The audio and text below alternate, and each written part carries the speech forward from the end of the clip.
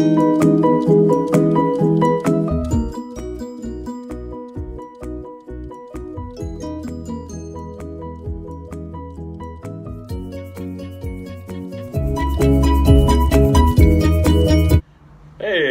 good afternoon. Welcome to the Jason Parker Power Hour. As you can see, I'm rocking a little coffee here from Go Get 'em Tiger. One of my favorite ways to start out my day here in LA.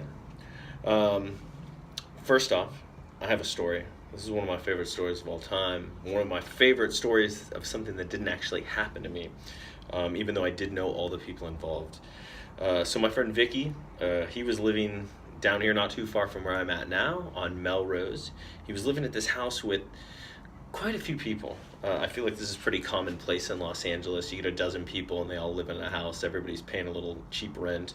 This was a cool house. One of the guys from the band Soul Coughing lived there. A few other people. One of the guys who lived there, who I met a couple times. He seemed like a really cool guy, funny guy. He'd actually claimed that he had been part of UCB, Upright Citizens Brigade in New York. But when I brought up that Amy Poehler was married to Will Arnett, he goes, Amy Poehler's married? And I'm thinking to myself, Amy Poehler and Will Arnett founded UCB, but I let it slide. I hung out with the guy a couple times when my friend Vicky was asleep. I actually stayed at the house for a few days when I was in between apartments. I was actually going home to Alaska for a little vacay. This is summer of '05. So I leave town, and then one day after I left, Vicky's sitting there with his girlfriend, and he goes, oh, I'm going to go to the Coffee Bean up in Los Feliz across from Albertsons. And the guy's like, hey, is there a bank nearby there? And he's like, oh, yeah, there's a Wells Fargo in the Albertsons. He's like, cool, because I need to cash this check that I got, this birthday card.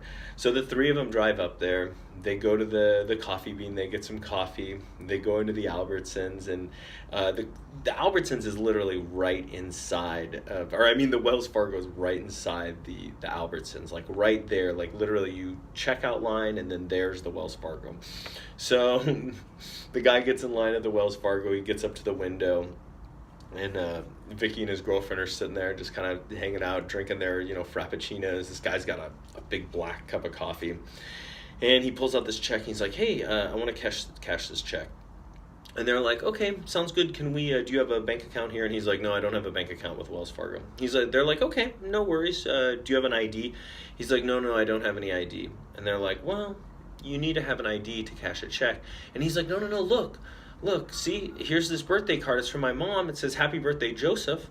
And look, on the check, I'm Joseph. That's me. And they're like, I'm sorry, sir, we can't cash this check. And he goes, fuck! And he takes the cuff and he throws it on the ground in the middle of the store. Everybody looks over there and he just storms out with his check and his card. And Vicky and his girlfriend are just like, just kind of looking around, kind of hoping that no one knows that this lunatic is with them. But it was pretty funny. This guy ended up moving out a few weeks later, or maybe Vicky moved out. I never saw the guy again. I don't even remember what he looks like. Would it be great to bump into him and find out if he's really a lunatic? But I just love it. I hear this story and I always remember it. Every time I go by that Albertsons, I get a chuckle. My restaurant recommendation of the week is Salazar. Salazar's in Frogtown. Salazar during the summer or the spring, realistically, when it's not so hot, is the place to be. They got a cool outdoor patio. They're serving chorizo from Churri Man, which I think I've talked about before, that's served at Sonora Town. Just a great kind of chill Mexican spot to go get some cocktails, hang out during the day, get some good food. I've had the chilaquiles there. It was pretty tasty. But definitely Frogtown, it's kind of becoming the new spot to be. They're about to open a La Colombe down there. There's Frogtown Tacos, which is nearby. So Frogtown, it's right next to Atwater Village, Eagle Rock, Glassell Park. So definitely a cool place to check out. My movie suggestion of the week is a 1998 film with Bokeem Woodbine, who was recently in the Spider-Man. I'm hoping he gets a big resurgence because Bokeem Woodbine is the man. But this movie's great because Snoop Dogg has a small part in it. LL Cool J has a small part in it. the big guy who died from Daredevil. Oh man, Michael Clark Duncan has a small part in it before he was super famous. This is like right before. I think this came out after Armageddon and all that. But those three are great. But the best is Jeffrey Combs from Reanimator has a small part in it, and he just blows it away. It's a great kind of murder mystery crime thing. Bokeem Woodbine is this man who's kind of like blamed for a murder he didn't commit. It's definitely worth checking out. I've watched it probably a dozen times in the last almost 20 years since it came out, and it's always a favorite of mine, and I think it'll be a favorite of yours if you like kind of urban crime dramas. My song of the week is a song I recently discovered on Passport Approved, which is like the music show, my favorite music show. It's the only thing I really find new music from. But it's a song by a guy named Schwarz. And actually the music video was shot in North Korea by a Russian director. It's called In Your Eyes by Schwarz.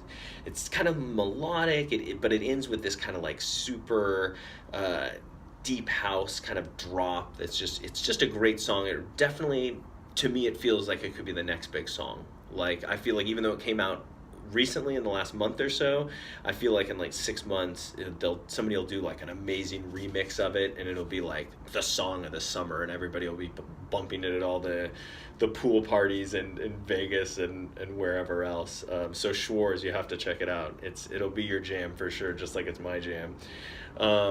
My TV show of the week is a show that came out about this time last year on Netflix called OA. And the worst thing about this show is what OA stands for, but other than that, it's a really great show. I feel like it got compared a lot to Stranger Things because some of the cast is younger in it. It's got the lady from The Office, who the glasses, who was kind of like in the background for a majority of the show. The main actress whose name escapes me, Brett Marling. I know I said that wrong, but she wrote and directed the show. She's fabulous in it. Her character is this blind girl who disappears, and then like 7 or 8 years later, 5 years later, she shows back up and she can see. So that's all I'll tell you. If you haven't seen it, it's definitely super binge worthy. I love it. You know how I always like to talk about celebrity sightings. So my celebrity sighting of the day, this was back when I first moved to Los Angeles. I'd only been living here a couple years. This is like late 2002, early 2003. I'm riding the Red Line, the train from North Hollywood down here to LA proper. And Ed Begley Jr., who a lot of people might not recognize the name, but if you look him up, you'll go, oh, Ed Begley Jr. And it was cool. He was there with his, he's big into the green movement. I think he said he was going to pick up his Prius, actually. He was one of the first guys on the Prius bandwagons. But he's with his daughter, and he's talking about his daughter loves to ride the train. And there was a couple other guys there with me. And everybody knew that he was famous, but they didn't realize exactly who he was. And one of the guys came up, one of the guys who we were all talking, he said, he was like, "This is Jerry Springer, right?" And I laughed. I was like, "No, this is Ed Begley Jr." But he's a little better than Jerry Springer, even though Jerry's pretty famous. But it was cool. Ed Begley Jr. was a super nice guy, cool to talk to. Definitely a guy I would love to bump into again, because I would definitely tell him this story, and I think he might get a chuckle out of it. I haven't done this segment before, but I want to do a segment about something I've been in. I've been in LA for 15 years now. I've done a lot of little acting here and there, a lot of background stuff. But the first thing that I ever did background in that was big was the first Spider-Man movie. This is 2001. I was actually living in Orange County. I didn't get paid for this. I was at a mall and they had a thing like, come be an extra in Spider-Man the movie. So I signed up. I got up 3 hours before the shoot, had to take 2 buses. One of the buses didn't show up, so I had to take a $20 cab ride too. All the work for free in this crappy movie.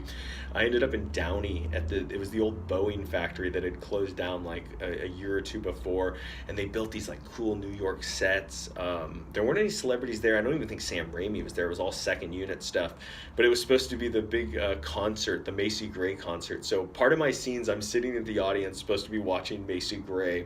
I guess she had been there the day before shooting her scenes. And then another part, I'm like, it's the part where Spider-Man's doing this flip and the Green Goblin's throwing the bombs at him. So I'm literally on the side, running back and forth. I got tired of it pretty quickly. And by the way, you can't see me in it. The shots that they do of him flipping are from the other direction, so all my stuff is gone. I don't know, but I ended up like just going to craft services and grabbing as much food as I could, and I just went and kicked it in a urinal. There was like a row of like 20 urinals, and I just hung out there and just ate food all day. And then it came to lunch, and I went, and the lunch was literally one of the like worst box lunches ever. It was like a sandwich, like two pieces of bread with like a green and some like a little piece of meat. It was just horrible, and like a crappy cookie. But it was funny. I was like, I'm leaving at lunch. I'd been there about 8 hours. So I grabbed the box lunch and I ran as fast as I could. But the thing is, with the Boeing was so big that their parking lot was like a half mile long. And so, but I wanted to run away because they had said that like if you come to be in the movie, you had to be there for like the whole shoot day. And I was like, I'm not sticking around. So I kept, even though I wasn't getting paid, I was afraid that security was going to stop me. So I ran across this parking lot, and I get to the end, and I'm like out of breath, and I turn around, and there's literally 50 people behind me slowly walking and just leaving, and just like they're over it too. It was pretty funny. But yeah, so that's that was my Spider-Man the movie. As I said, I wish I'd shown up. I'd been in the scene. Fun fact, I was an extra in Dawson's Creek a year later, and I wore the exact same blue and white Anchor Blue sweater. And in that episode of Dawson's Creek, you can see me. But yeah, so that was the story. As usual, donations. I think at the moment, prayers and donations, we need them for all these fires that are going on in LA. We got like 6 of them are within 10 miles of here. There's one that's only, I think, 5 or 6 miles away off the 405. But if you don't want to donate to that, donate to Mediviver.org. My wife, actually, she just had a brain tumor zapped yesterday. We were in the hospital all day. But if you don't know what METS is, brain METS, metastatic breast cancer, or metastatic cancer in general, check it out. Donations are always appreciated at Mediviver. Let's end cancer in our lifetime. How great would that be? As usual, I'll have information on everything I've talked about in comments on the YouTube page here underneath the video. Please like, share, subscribe. Any help, tell your friends about this, and I really appreciate it. Have a great rest of your day.